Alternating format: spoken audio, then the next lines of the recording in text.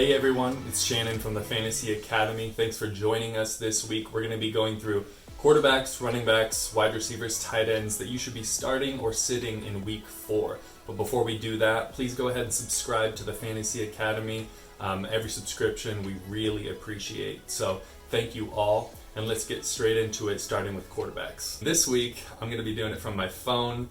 As you may have noticed, my quality is a little bit lower this week. I'm doing it on my phone camera, so not my usual DSLR, little higher quality production, but hey, we're making it happen in the time of COVID.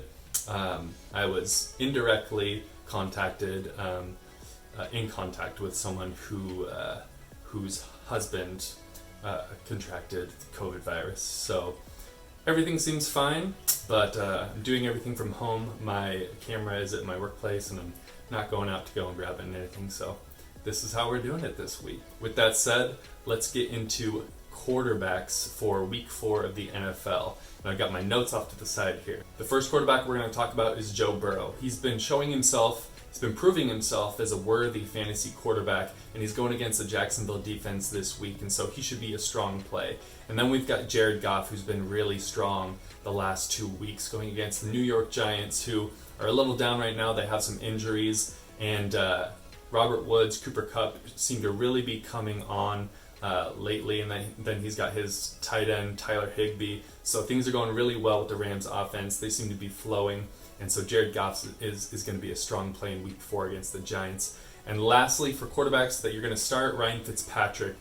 Huge week last week against Jacksonville. Him and Devontae Parker seem to be, connecting really well. And, he's magical. He's Ryan Fitzmagic. So throw him into your lineup in week 4. You won't regret it against Seattle, who is giving up the most passing yards of any defense in the NFL, even more than Atlanta, which is insane. So throw Ryan Fitzpatrick into your lineup in week 4. And then as far as quarterbacks you're going to want to sit, I love Nick Foles, but I am putting him in the doghouse this week, giving him the red light. Do not start Nick Foles going against Indianapolis, the best passing defense in the league so far.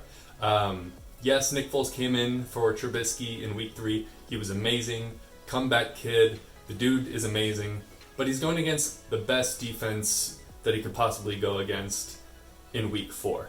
And, Nick Foles he'll have his ups, he'll have his downs. This is going to be a week where I think he doesn't perform up to the expectations coming off that huge comeback victory. And so I would keep Nick Foles on the bench if you have better options that you can throw in there. And so that's it for quarterbacks this week. Joe Burrow, Jared Goff, and Ryan Fitzpatrick all have the green light. Nick Foles has the red light this week. All right, now let's get into running backs that you should be starting in week 4 of the NFL. James Robinson, huge game against Miami on Thursday night in week 3. Has come out of nowhere, put up around 30 fantasy points against the Dolphins, and he's also going to be a strong play going up against Cincinnati, who hasn't had a great run defense this far in 2020. So James Robinson, strong play if you have him. Do not keep him on your bench against Cincinnati. Then we've got Jeff Wilson filling in for Jerick McKinnon, who's filling in for Tevin Coleman, who's filling in for Raheem Mostert. So Jeff Wilson, 4th string running back for the 49ers. Whoever is playing running back for the 49ers, just plug them in. If they're the main guy, they are going to be a great option, whether it's flex or Raheem Mostert in your starting running back positions. So go with Jeff Wilson, 4th string running back of the 49ers, going up against Philadelphia. They're not a horrible defense, but 49ers, they get their running backs points. So Jeff Wilson, week 4, get him in your lineup. And then Devin Singletary going against the Raiders. Had a really strong week last week. Zach Moss will likely be out again with injury, so get Devin Singletary into your lineup. Their offense is killing it right now. Josh Allen is just having a ball. No one is raining on his parade this far in the season, so that opens things up for Devin Singletary, and he should be in your lineup in week 4. Now, running backs we're giving the red light to that you should not be starting in week 4. The Patriots backfield. Yes, Rex Burkhead may have had an amazing game. I think he had 6 carries, 10 targets though. But it's likely that James White is going to be coming back. So you've got James White, Sony Michel, Rex Burkhead, and whoever else that's going to be in their backfield. And it's classic Patriots backfield. It's going to go back to who's going to get the points this week. You never know. So you just can't trust it. So I say stay away from the Patriots backfield from here on out until there's, maybe another injury down the road somewhere. So be sitting the whole Patriots backfield if you have anyone. And then secondly, Josh Kelly going up against Tampa Bay, who's been really strong against the run. I would sit him this week. He's been solid as a rookie so far, but not a strong play going up against Tampa Bay. I feel like Austin Eckler will have a good game. He'll get a lot of targets, get a lot of fantasy points through targets, and he'll get his dump passes and have some solid plays. But Josh Kelly is he's running it up through the holes a lot, and I just don't think there's going to be much there against this Tampa Bay defense. So red lights for Patriots backfield and Josh Kelly this week. So do not have them in your lineup in week 4. All right, let's talk about some wide receivers that you should be given the green light in week 4. Starting off with Devontae Parker going up against Seattle. Really strong week in week 3. Him and Ryan Fitzpatrick have a really good connection going. And as I've mentioned before, Seattle's defense is the worst in the league going against the pass. So Devontae Parker is a must-have in your lineup in week 4. I'm not a huge Devontae Parker fan, but hey, the numbers are the numbers, and Miami's passing game is rolling with Fitzmagic right now, and Devontae Parker is the lead guy in that. So throw Parker into your lineup in week 4. Allen Lazard obviously had a huge week last week. If Devontae Parker is out or in, I would still play Allen Lazard. They're going up against Atlanta, who is second to Seattle as worst passing defense in the league. So whether Devontae Adams is playing or not, throw Allen Lazard in your lineup.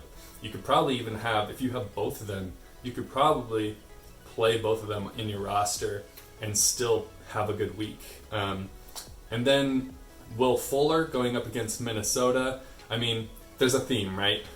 Seattle, Atlanta, Minnesota. You're going to be hearing those defenses a lot because they give up so many air yards, and Will Fuller is, he's the top guy right now in the Houston passing offense. So he should be getting lots of targets, lots of yards through the air, going up against the Vikings. And then lastly, Jarvis Landry going against Dallas. Odell Beckham is going to get his targets, but I feel like this is a week where Jarvis Landry is also going to get a lot of targets. And if they happen to get behind against Dallas, they're going to be having to pass even more, get away from that strong run game that they have. So they'll be giving the targets to Landry and Odell.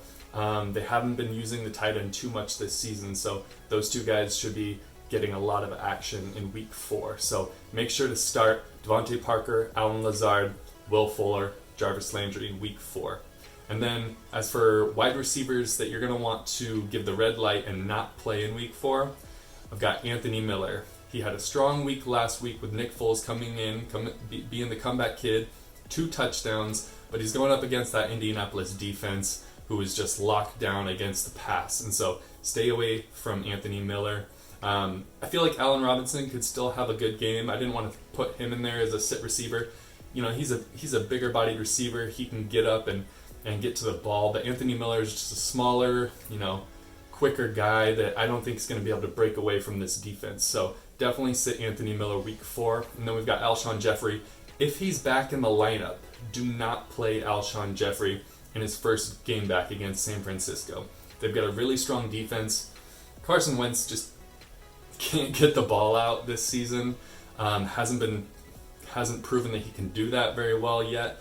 Almost has as many picks as he had all of last year. The Eagles' offense is, as an Eagles fan, it hurts me. I'm an Eagles fan, so. But yeah, their offense has been atrocious. Do not play Alshon Jeffrey. Deshaun Jackson got hurt this last week. Jalen Reagor is hurt. Their tight ends are, Dallas Goedert and Zach Ertz is what they have to depend on right now, and that's pretty much, and Miles Sanders, and that's pretty much all they have is those 3 guys. Greg Ward is nice every once in a while. But do not play Alshon Jeffrey in his first week back. If he does well in his first week, we can look at playing him in the coming weeks after that. But don't play him in his first week back if he is back. And then we've got Darius Slayton. Darius Slayton for the New York Giants going up against the LA Rams. And if you know me, you know I do not like playing guys against Jalen Ramsey. I have a lot of respect for his game as a defensive player, and lots of times this season I'm going to say don't play this receiver against Jalen Ramsey.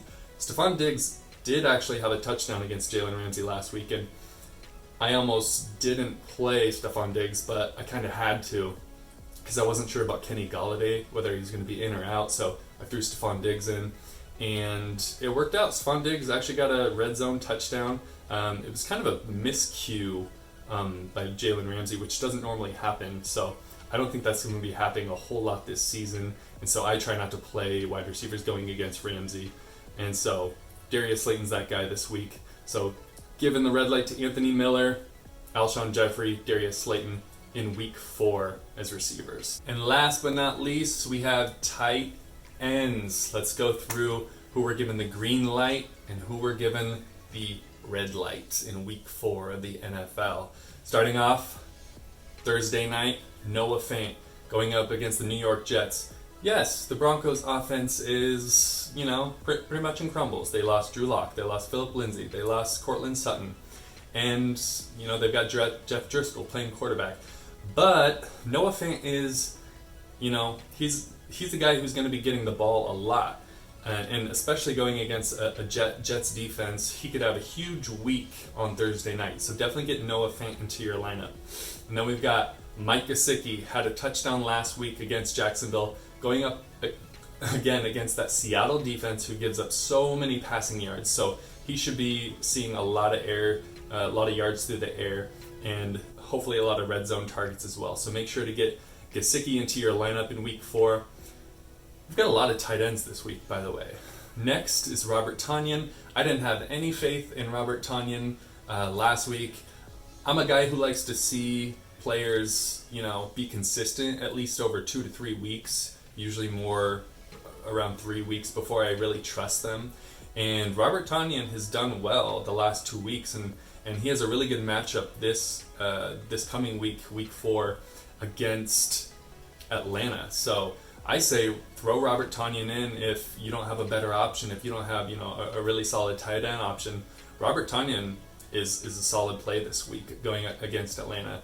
Rodgers has been giving him targets. He had 50 targets, or not 50 targets, at least 5 targets this last week, had a touchdown. So he's been looking to him. He's even been looking to Jay Sternberger a little bit. So Rodgers has given the tight end some action, but Tonyan is the main guy. So you can throw Tonyan into your lineup if you don't have a better option in week 4. He should put up some points for you. And then we've got TJ Hawkinson going up against New Orleans in week 4. Matthew Stafford seems to be getting in more of a throwing rhythm this season. He's got Kenny Golladay back, so it should open things up a bit more for TJ Hawkinson to start receiving more targets. I believe he had 7 targets last week. So, 7 targets isn't, it's not a crazy amount, but it's not, 3 or 4 either. So, and Hawkinson is a guy who can get a lot of yacky yards after catch with 7 targets. So, and they like to target him in the red zone. So Hawkinson should be a strong play going up against a New Orleans D that isn't great against the pass. And then we have, lastly, Logan Thomas for guys you're going to sit this week. He's just been consistent. Logan Thomas is another guy where I was like, keep an eye on him, don't trust him yet, but I feel like we can trust him since he's been consistent. And so he's going up against Baltimore, who again isn't super strong against the pass, and which is surprising. It's Baltimore; they usually have great defenses. But Logan Thomas is a guy who you can throw in your lineup, and he's going to get